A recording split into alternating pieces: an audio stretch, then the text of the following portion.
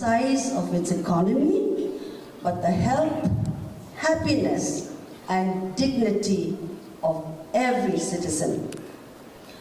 The award, therefore, celebrates not just a shared principle of compassion, but our shared dream of a kinder and a peaceful world.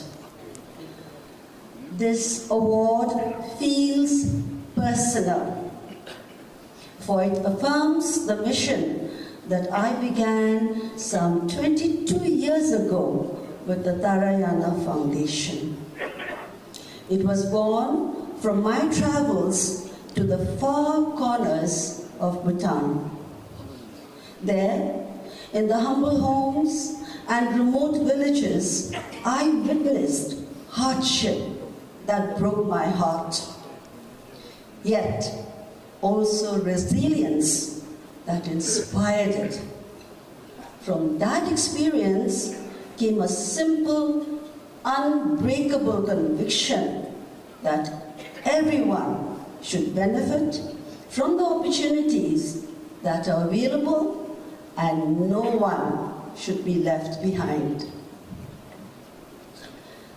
Together with the Royal Government of Bhutan, the Tharayana Foundation has walked side by side with communities, building homes, restoring hope, creating sustainable livelihoods, and helping families rise from poverty with dignity. This Soldier of Humanity Award is not for me alone. It is a tribute to the unwavering and quiet courage of every partner, every volunteer, and every community member who has lent a hand. It is a collective recognition of our sacred, shared duty to reach out and to bring those in the shadows into the light.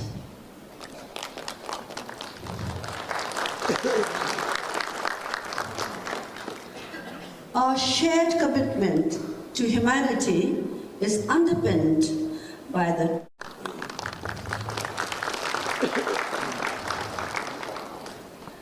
In that same spirit of connection, I founded the Mountain Echoes in 2010.